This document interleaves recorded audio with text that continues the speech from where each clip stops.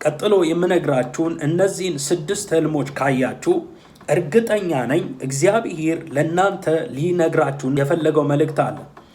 አንደኛ የድሮ እጮኛህን ማየት፣ ሁለተኛ የሌላ ሰው ልብስ ለብሰ ወይንም የሌላ ሰው ጫማ አድርገ በህልም ካየ፣ ሶስተኛ ቤት ውስጥ ዘመድ መጥቶ ካየ፣ አራተኛ በቤት ውስጥ ድግስ ወይንም ሰርግ ካየ፣ አምስተኛ ልብህ በሰው አዝኖ በህልም ካየ፣ ስድስተኛ እንግዳ ሰው ወይም የውጭ ሰው በባለትዳር አልጋ ላይ ተቀምጦ ካየ፣ በሌሊት ቋንቋው አንዳች ነገር ሊናገራችሁ እንደሆነ ፍንጭ የሚሰጡ መንገድ አቅጣጫ ሊያሳያችሁ የፈለገው መልእክት አለ። ከጥፋት ሊጠብቅህ ሌላ አዲስ ምዕራፍ እንዳለ ሊጠቁም ነው። መጽሐፍ ቅዱስ መሰረት በማድረግ ይዤላችሁ መጥቻለሁ። ይህንን ቪዲዮ ስትጀምሩ ላይክ በማድረግ ጀምሩ። ለጓደኞቻችሁ ለወዳጃችሁ ሼር እና ኮፒ ሊንክ እንድታደርጉ፣ ቤቱ አዲስ የሆናችሁ ሰዎች ሰብስክራይብ እያደረጋችሁ ቤተሰብ እንድትሆኑ አሳስባችኋለሁ። አሁን ወደ ቪዲዮ እንሄዳለን።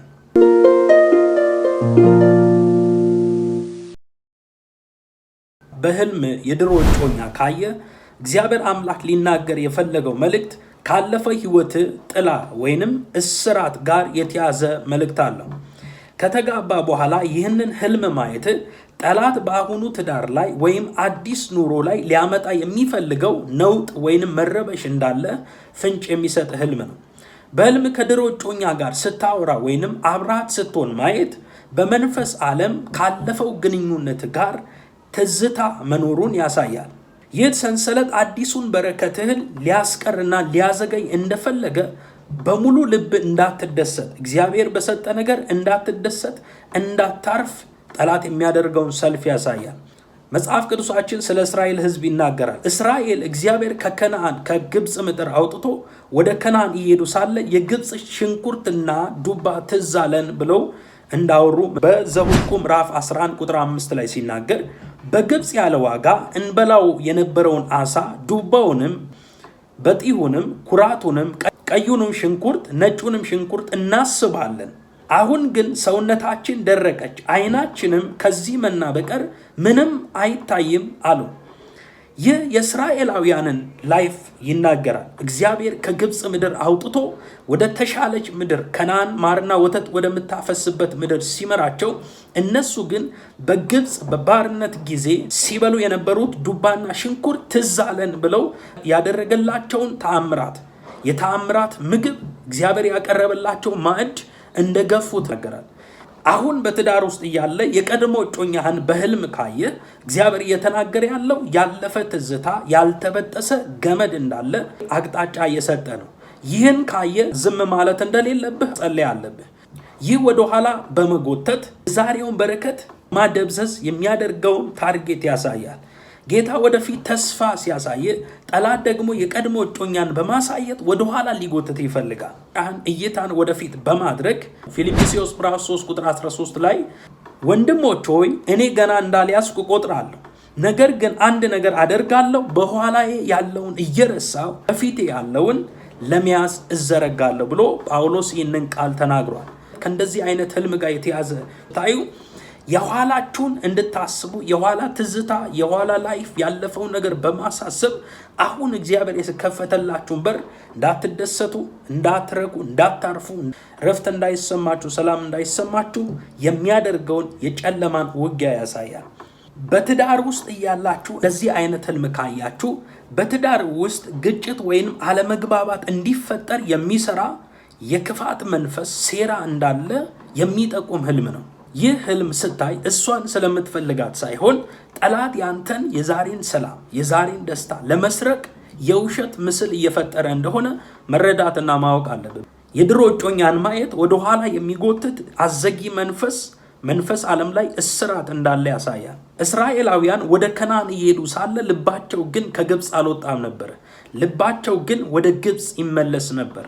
እግዚአብሔር አዲስ ምዕራፍ ከፍቶልህ በዛ አዲስ ምዕራፍ እየተንቀሳቀስ ወይ የትንቢቱ ቃል ይሄድክ እያለ ጠላት ደግሞ ያንን መንገድ ለማስተጓጎል ያለፈውን ትዝታ ያለፈውን ሐሳብ ያለፈውን ነገር መጣ ምስል እየፈጠረ ፍጥነትን ለመክታት የሚያደርገውን ያሳያል። እንዲህ አይነት ህልም የምታዩ ሰዎች ይህንን ጸሎት አብራችሁ ከኔ ኋላ ጸልዩ። በናዝሬቱ በጌታ በኢየሱስ ስም አውጃለሁ። ከህይወቴ ላይ ካለፈው ህይወቴና ከድሮ እጮኛ ጋር የሚያያይዝ ማንኛውም የነፍስ ትስስር፣ የትዝታ ሰንሰለት ዛሬ በኢየሱስ ስም ተበጥሷል። እኔ የአዲስ ኪዳን ሰው ነኝ። በትዳሬና በቤቴ ላይ የሚመጣ ማንኛውም ነውጥ የፈረሰ ይሁን። ጌታ ሆይ ወደ አዲሱ ቤትና ወደ አዲሱ ከፍታ በነፃነት ያለምንም መናወጥ እንድታሻግረኝ እጸልያለሁ። አሜን። ይህንን ጸሎት በእምነት ከኔ ጋር የጸለያችሁ ሰዎች በዚህ ጸሎት ኮንፌስ ማድረጋችሁ ጠላት ያቀደውን እቅድ ለማፍረስ ምቹ አዋጅና ቃል ነው። በህልም የሌላን ሰው ጫማ ወይንም የሌላን ሰው ልብስ አድርጋችሁ ባያችሁ እግዚአብሔር ሊናገራችሁና ሊጠቁማችሁ የፈለገው አቅጣጫ ሌላን ሰው ጸጋ፣ የሌላን ሰው በረከት መልበስን መቀበልን የሚያሳይ የሌላን ሰው ልብስ መልበስ በመልካም አቅጣጫ ወይም በአዎንታዊ አቅጣጫ መፍታት እንችላለን። ያደረከው ወይ የለበስከው ልብስ የቆንጆ ሰው ልብስ ነው፣ የመልካም ሰው ልብስ ነው፣ ወይ የባለጠጋ ሰው ልብስ ነው፣ የንጉስ ልብስ ነው። የመንፈሳዊ ሰው ወይንም የአገልጋይ ወይ የተቀባ ሰው ልብስ መልበስ ሞገስንና በረከትን እያስተላለፈ ወደ አንተ እያስተላለፈ መሆኑን መልእክት ነው። እግዚአብሔር የሆነን ሰው ልብስ፣ የመልካም ሰው ልብስ፣ የተባረከ ሰው ልብስ፣ የተቀባ ሰው ልብስ መልበስ እግዚአብሔር የዛን ሰው ሞገስንና መልካም ዝና፣ መልካም ስም ወደ አንተ እያስተላለፈ እንደሆነ የሚጠቁም ህልም ነው። ይህ ህልም ቅባትን ወይንም አኖይንቲንግ የመቀበል ምልክት ነው። ኤልሳ የኤልያስን መጎናጸፊያ በወሰደ ጊዜ በኤልያስ ላይ የነበረው መንፈስ በኤልሳ ላይ በእጥፍ ነው የወረደው። በሁለተኛ ነገሥት ምዕራፍ 2 ቁጥር 13 ላይ ሲናገር ከኤልያስም የወደቀውን መጎናጸፊያ አነሳ፣ ተመልሶም በዮርዳኖስ ዳር ቆመ። ከኤልያስም የወደቀውን መጎናጸፊያ ወስዶ ውሃውን መታና የኤልያስ አምላክ እግዚአብሔር ወዴት ነው አለው። ውሃውም በመታ ጊዜ ወዲህና ወዲያ ተከፈለ፣ ኤልሳም ተሻገረ ብሎ ይናገራል። ጌታ ወደፊት የሚጠብቅን ትልቅ ራእይ ሊገጥም እንደሆነ የድል ከፍታ የሚመጥን አዲስ ሞገስንና አዲስ ክብርን ያላበሰ እንደሆነ ምልክት ይሰጣል። ይህን ህልም ባያችሁ ጊዜ ፈጥናችሁ ማሰብ ያለባችሁ መዘጋጀት። በሌላ አቅጣጫ የለበሳችሁት ልብስ፣ በህልም ውስጥ የለበሳችሁት ልብስ የቆሸሸ ልብስ፣ እድፋም ልብስ ከሆነ ወይም የማይመች በጭቃ በቆሻሻ የተበላሸ ጫማ የሰው ልብስ አድርጋችሁ ካያችሁ ይህ የጥንቃቄ መልእክትና ማፍረስ ያለብህ መልእክት ነው። ይህ የሚያሳየው የሰውን ሸክም መሸከም፣ መርገምን መጋራት፣ በሽታን መጋራት ወይ የማይገባ ምዕራፍ ላይ ጠላት ለማስቀጠል ለማስኬድ የሚታገለውን የሚሰራውን የጠላትን አሰራር ያሳያል። የምታደርገው ልብስ የቆሸሸ የተቀደደ ወይንም የማይመች ከሆነ የሌላን ሰው ችግር፣ ዕዳ ወይም መጥፎ ስም እየተጋራ መሆኑን የሚያሳይ ህልም ነው። በዚህን ጊዜ አይተ ዝም ማለት የለብን። በጸሎት ተነስተ የእኔ ያልሆነ ሸክም ከእኔ ላይ ይውረድ እያልክ መጸለይና እንድትቃወም ይገባል። የሰው ልብስ መልበስ የበረከት መለዋወጥን ያሳያል። በመንፈሳዊ ዓለም ልውውጥ እየተካሄደ እንደሆነ መንቃት አለብን። ያንተን የወሰዱብህን ሰዎች ካሉ ጌታ ደግሞ ከነሱ የሚበልጥ የተሻለ የከበረ ልብስ፣ አዲስ እድል ሊሰጥ እንደሆነ እግዚአብሔር አምላክ አቅጣጫና መንገድ እያሳየ ነው። ልብሱ ወይም ጫማው የሚያምር ንጹህ ከሆነ ይህ በጣም ታላቅ የምስራችና የበረከት ምልክት ነው። የሌላን ሰው ሞገስ፣ የሌላን ሰው ጸጋ፣ የሌላን ሰው ስኬት መውረስን ያሳያል። እግዚአብሔር አንተ ባልደከምክበት ነገር የሌላን ሰው በረከት እንድትካፈል እያደረገ እንደሆነ ማወቅ አለብን። መጽሐፍ ቅዱስ ላይ ዮሴፍ ከወህኒ ቤት ከወጣ በኋላ በፈርዖን ፊት በቆመ ጊዜ የፈርዖንን የክብር ልብስና ቀለበት አደረገ። መጽሐፍ ቅዱስ በዘፍጥረት ምዕራፍ 41 ቁጥር 42 ላይ ሲናገር ፈርዖንም ቀለበቱን ከእጁ አወለቀ፣ በዮሴፍም እጅ አደረገው፣ ነጭ የተልባ እግር ልብስም አለበሰው፣ በአንገቱም የወርቅ ዝርግፍ አደረገለት ብሎ ይናገራል። ከውርደት ወደ ክብር የመሸጋገር ምልክት ነው። ጌታ ለዚያ ትልቅ ቦታ የሚመጥን አዲስ የክብር ማንነት እያለበሰ እንደሆነ ፍንጭ የሚሰጥ ህልም ነው። ለውጥህ የሚያምርና በሰው ፊት ሞገስ የሚሰጥ ይሆናል። ልብሱ ወይም ጫማው የቆሸሸ ወይም የተቀደደ ከሆነ ይህ በጸሎት ሊመታ የሚገባው የጠላት ውጊያ ነው። የሌላን ሰው የቆሸሸ እድፋም ልብስ ወይም የቆሸሸ ጫማ ማየት የሌላን ሰው ውርደት፣ ሸክም፣ ዕዳ ወይም መርገምን እየተጋራ መሆኑን የሚያሳይ ህልም ነው። በመንፈስ ዓለም የማንነት ስርቆት እየተካሄደ እንደሆነ ፍንጭ የሚሰጥ በሐዋርያት ሥራ ምዕራፍ 16 ቁጥር 16 ላይ የሟርተኝነት መንፈስ የነበረባት አንዲት ገረድ ነበረች ይላል። ለጌቶቿ ትርፍ የምታስገኝ ከተማው ላይ እየተንቀሳቀሰች የቅዱሳንን በረከት ሀክ እያደረገች እየሰለበች ለጌቶች ትርፍ ታስገኛለች። ይህንን ህልም ካያችሁ ጸለይና ከእናንተ የሚጠበቀው ማፍረስ፣ በክርስቶስ ደም መዋጀት እንድትዋጁ እግዚአብሔር ፍንጭ እየሰጣችሁ። መጽሐፍ ቅዱስ በዘካርያስ ምዕራፍ 3 ቁጥር 3 ላይ ኢያሱም እድፋም ልብስ ለብሶ በመልአኩ ፊት ቆሞ ነበር። እርሱም መልሶ በፊቱ የቆሙትን እድፋሙን ልብስ ከእርሱ አውልቁለት አላቸው። እርሱንም እነሆ አበሳን ካንተ አርቄአለሁ፣ ጥሩ ልብስም አለብስሃለሁ አለው። ሰይጣን ኢያሱ እድፋም ልብስ ለብሷል፣ ማገልገል አይችልም፣ በተለያየ አቅጣጫ እድፋሙን ድካሙን እያነሳ በሚከስበት ሰዓት ላይ እግዚአብሔር አምላክ በመልአኩ በኩል ሲናገር አጠገቡ ያሉትን ሰዎች እድፋሙን ልብስ አውልቁለት፣ ጥምጣሙንም አውልቁለት፣ አዲስ ልብስ አልብሱት ይላል። እድፋም ልብስ ማለት የኃጢአት ክስ፣ ኃጢአትን ማንነት፣ የእርግማንን ማንነት ላይፍ መንገድ ያሳያል። የማይመቸውን ፓርት ያሳያል። ይህንን ልብስ ደግሞ እድፋም ልብስ ከሰው ተቀብሎ መልበስ ወይ አንስቶ መያዝ፣ ይህ የሚያሳየው መርገም መሸከም፣ የሰው ሸክም መሸከም፣ የማይመቸው ምዕራፍ፣ የበሽታን ምዕራፍ ነው የሚያሳየው። በዚህን ሰዓት አሁን አስወግዱለት ብሎ እግዚአብሔር መልአክ እንደተናገረው በጸሎትና በኢየሱስ መዋጀትና ማስወገድ። እንዲህ አይነት ህልም ያያችሁ ሰዎች በኢየሱስ ስምና ስልጣን ከህይወታችሁ ላይ፣ ከቤታችሁ ላይ፣ ከትዳራችሁ ላይ የትኛውም የሰው የሆነ የማይገባ መርገም፣ የማይገባ ነገር ከህይወታችሁ ላይ አሁን የተጠረገ ይሁን። በእናንተ ላይ በረከት ይተላለፍ፣ ቅባት ይተላለፍ፣ ሞገስ ይተላለፍ። የእግዚአብሔር እጅ በላችሁ ላይ ትምጣ። በህልሞቻችሁ ቤታችሁ ዘመድ መጥቶ ካያችሁ እግዚአብሔር አንዳች ነገር እያላችሁ ነው። ይህን ህልም ስታዩ እንደ ዘመዱ ማንነት እንደ ሁኔታውና በህልሙ ውስጥ እንዳለው ስሜት የተለያየ መጽሐፍ ቅዱሳዊ ትርጉሞች ሊኖሩ ይችላሉ። በአጠቃላይ ግን ዘመድ የትስስር የመልእክት ወይም የደህንነት ምልክት ነው። የምትወደው በህይወት እያለና መልካም ዘመድ ሆኖ ቤት ውስጥ መጥቶ ካየ እግዚአብሔር ወደ ቤት የሚመጣውን የጋራ በረከት እንዳለ ያሳያል።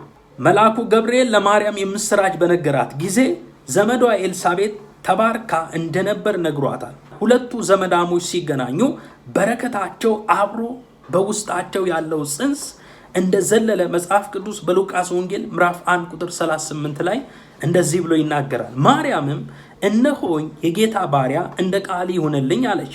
መልአኩም ከእርሷ ሄደ። ማርያምም በዚያ ወራት ተነስታ ወደ ተራራማው ሀገር ወደ ይሁዳ ከተማ ፈጥና ወጣች። ወደ ዘካርያስም ቤት ገብታ ኤልሳቤጥን ተሳለመቻት። ኤልሳቤጥም የማርያምን ሰላምታ በሰማች ጊዜ ጽንሱ በማጸኗ ውስጥ ዘለለ፣ በኤልሳቤጥ መንፈስ ቅዱስ ሞላባት። ይህ ህልም የድጋፍና የጥበቃ ምልክት ነው። በህይወታችሁ አስጨናቂ ፈታኝ ጊዜ ሆኖ ዘመድ በቤታችሁ መጥቶ ካያችሁ እግዚአብሔር በሰዎች በኩል ረዳት እንደሚልክልህ የሚያሳይ ህልም ነው። ህልሞቻችሁ ቤታችሁ ያልተጋበዘ ማታቁት ያልተጋበዘ እንግዳ ሰው ከመጣ፣ የቆሸሸ ልብስ የለበሰ ዘመድ ካያችሁ ይህ ህልም የማስጠንቀቂያ መልእክት ነው። ስታየው ካላስደሰተ፣ የቆሸሸ ነገር ይዞ ከመጣ የጠላት ሰላዮች ምልክት ነው። ጠላት በቅርብ ዘመድ ስም ሰላምህን ሊረብሽ ወይንም በረከትን ሊያይ እንደሚፈልግ የሚጠቁም ህልም ነው። መጽሐፍ ቅዱስ በማቴዎስ ወንጌል ምዕራፍ 10 ቁጥር 36 ላይ የሰው ጠላቶቹ የቤቱ ሰዎች ናቸውና ብሎ ይናገራል። ስለዚህ ቤታችሁ የመጣው የማይገባ ያልተጋበዘ እንግዳ ወይንም የቆሸሸ ዕቃ የቆሸሸ ልብስ ይዞ ከመጣ ይህ ከጠላት ዓለም የተላከ ሰላይ እንደሆነ ምልክት የሚሰጥ ህልም ነው። እንደሚከተለው በጸሎት ቤትህን መጠበቅና ጉበኑ ላይ ደሙን መቀባት ያስፈልጋል። ምክንያቱም ሙሴን እግዚአብሔር አምላክ ሲናገረው በግብፅ ምድር እስራኤልን ሊያስለቅቅና ነፃ ሊያወጣ እግዚአብሔር ስለፈለገ 10ኛው መቅሰፍት ሲናገር እንደዚህ ብሎ ይናገራል። በጉበኑ ላይ ደሙን ቀቡት አለ። ቀጣፊው ያልፋል፣ ደም ያለበት ቤት ውስጥ አይገባም። ይህ የሚያሳየው ጉበኑ ላይ ደሙን መቀባት፣ ቤታችሁ ላይ ደሙን መቀባት፣ ህይወታችሁ ላይ የክርስቶስን ደም መቀባት። ምክንያቱም ከደሙና ከምስክርነታቸው የተነሳ ድል ነሱ ብሎ ስለሚናገር ከደሙ የተነሳ መቅሰፍት ቤታችሁ አይገባም፣ ጥፋት ቤታችሁ አይገባም፣ ውድቀት ቤታችሁ አይገባም። እግዚአብሔር ቤታችሁን በእሳት ቅጥር ይሸፍናል። እንዲህ አይነት ህልም ያያችሁ ሰዎች በእንደዚህ አይነት አቅጣጫ መጸለይ እንዳለባችሁ አሳስባችኋል።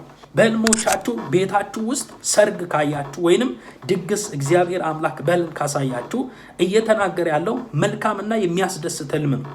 ይህ ማለት አዲስ ምዕራፍ የምትገቡበትና የቃል ኪዳን ምልክት ነው። ስፔሻሊ በሰርግ ወቅት ሰዎች ባልና ሚስት ወይም ወንድና ሴት ሲጋቡ እንደ እግዚአብሔር ሐሳብ ሲጋቡ ኪዳን ያደርጋል በግዑዝ ዓለም። መንፈስ ዓለም ደግሞ ይህ የሚያሳየው የቃል ኪዳን ምልክት እንደሆነና አዲስ ምዕራፍ እንደምትገቡ ፍንጭ የሚሰጥ ህልም ነው። ሰርግ አሮጌው ምዕራፍ አልፎ ወደ አዲስ ምዕራፍ የሚገባበት እንደሆነ መጠን ይህ ህልም እግዚአብሔር በአንተና በቤተሰብ ላይ አዲስ የቃል ኪዳን ምዕራፍ እየከፈተ እንደሆነ ያሳያል።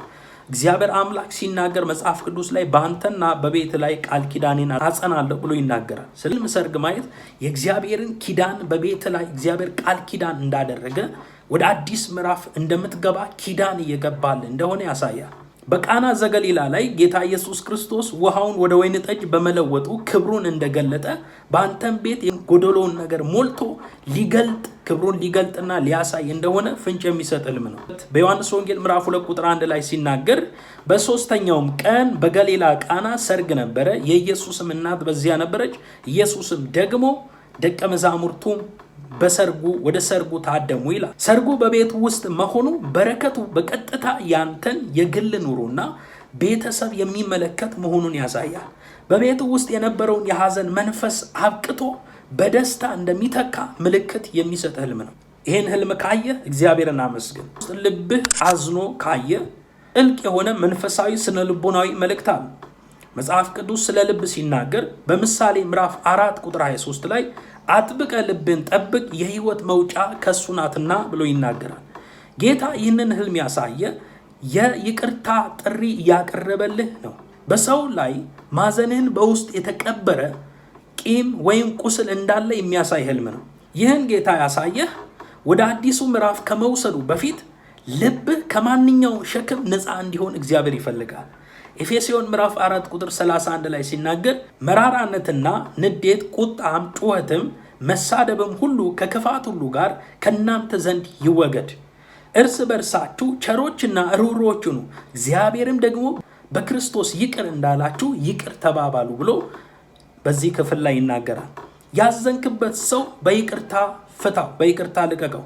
ይቅርታ ለዚያ ሰው ሳይሆን አንተ በሰላም ከፍታ እንደምትወጣ የነፃነት መንገድ ነው። ይቅርታ ትልቅ ቁልፍ አለው። ለበረከት ትልቅ ቁልፍ አለው። ጠላት ቂምን በመጠቀም በረከትህን፣ ደስታን ሊያዘገይ ስለሚሞክር ልብህን ጠብቅ እያለ እግዚአብሔር የሚያሳይበት አቅጣጫ ነው። አንዳንድ ጊዜ ጌታ የሌላን ሰው ስቃይ ሐዘን መልክ በልብህ ሊያሳምምህ ይችላል። ይህ ማለት ለዚያ ሰው እንድትጸልይለት የምልጃ መንፈስ እያሳሰበ ነው። ጌታ ይህን የሚያሳይህ ያን ሰው በጸሎት እንጂ በቂም አትመልሰውም ብሎ እየተናገረ ሊሆን ይችላል። እንዲህ አይነት ህልም የምታዩ ሰዎች አብራችሁ ከኔ በኋላ ይህንን ጸሎት ጸልዩ። በኢየሱስ ስም አውጃለሁ፣ ልቤን ከማንኛውም ቂም፣ ሐዘንና ቁስል ነፃ አድርጌያለሁ። አሳዘኑኝንም የበደሉኝ ሁሉ በይቅርታ ፈትቻቸዋለሁ። ጌታ ሆይ አዲስና ንጹህ ልብ ስጠኝ። በቤቴ ውስጥ በሚመጣው የምስጋና ምዕራፍ በሙሉ ደስታ እንድቀበል እርዳኝ። አሜን። ይህን ጸሎት አብራችሁን የጸለያችሁ ሰዎች የጸለያችሁትን ጸሎት በነፍሳችሁ ላይ ሰላምን ያፈሳል። ስድስተኛውና የመጨረሻው በህልም እንግዳ ሰው ወይም የውጭ ሰው በባለ ትዳር ወይም በተጋቡ ሰዎች አልጋ ላይ መቀመጥ ወይ መተኛት እግዚአብሔር ሊናገራችሁ የፈለገው በጣም ጥንቃቄ የሚሻ የጥቃት ማስጠንቀቂያ ነው። አልጋ የትዳር ቅድስና፣ የእረፍትና የግል ህይወት ሚስጥር መገለጫ ነው። እንግዳ ሰው በአልጋ ላይ ማየት በባልና በሚስት መካከል ሶስተኛ ወገን ሰው ወይም መንፈሳዊ ኃይል፣ ሶስተኛ ወገን ሰው ሊሆን ይችላል ወይም መንፈሳዊ ኃይል። ለምሳሌ የጨለማ መንፈስ በባለ ትዳር መካከል የሚገባ የሶስተኛ ወገን ወይ የጨለማ መንፈስ ገብቶ ሰላምህን፣ ፍቅርህን፣ ረፍትህን ሊሰርቅ እንደሚፈልግ የሚያሳይ ህልም ነው። ዕብራውያን ምዕራፍ 13 ቁጥር 4 ላይ መጋባት በሁሉ ዘንድ ክቡር፣ መኝታውም ንጹህ ይሆን፣ ሴሰኞችና አመንዝሮች ግን እግዚአብሔር ይፈርድባቸዋል ብሎ በዚህ ክፍል ላይ ይናገራል። የውጭ ሰው አልጋ ላይ መገኘቱ ንጽህና ወይም ሚስጥር ለመጋፋት የሚደረግ የጠላት ሙከራ ነው። እንዲህ አይነት ህልም ማየት የበረከትን የእረፍትን ስርቆት ያሳያል። አልጋ የእረፍት ቦታ ነው። እንግዳው ተኝቶበት ካየ አንተ ልታርፍበትና ልትደሰትበት በሚገባ በረከት፣ ለምሳሌ እግዚአብሔር በሚሰጥህ በአዲሱ ቤት፣ በትዳርህ በእግዚአብሔር በሚሰጥህ የበረከት ምንጭ በዛ እንዳትደሰት ሌላ አካል በመግባት እረፍት ሊነሳ ወይንም ያለህን በረከት እንዳትደሰት ጠላት የሚያደርገውን ጥረት ያመለክታል። በተመሳሳይ አቅጣጫ የመንፈሳዊ ዝሙት ተጽዕኖ ምልክት ነው። መጸለይ ያስፈልጋል። የማታውቀው ሰው መሆኑ ትዳርህን ወይም ሐሳብህን የሚበክል ባዕድ ሐሳብ ወይም የድሮ ትዝታ። ጌታ ኢየሱስ ክርስቶስ ይባርካችሁ። ህልሞችን በቀጣይነት አሁንም የምፈታና የምሰራ ይሆናል። እንድፈታላችሁ የምትፈልጉትን ኮመንት ላይ ጻፉ። የጻፋችሁልኝ በቪዲዮ መልክ ወደ እናንተ ይዤ እመጣለሁ። አገልግሎቴን ሰፖርትና አፕሪሺየት እንድታደርጉ ሰብስክራይብ፣ ላይክ ማድረጋችሁን ደግሞ እንዳትረሱ። የእግዚአብሔር ጸጋ ይብዛላችሁ። ሻሎም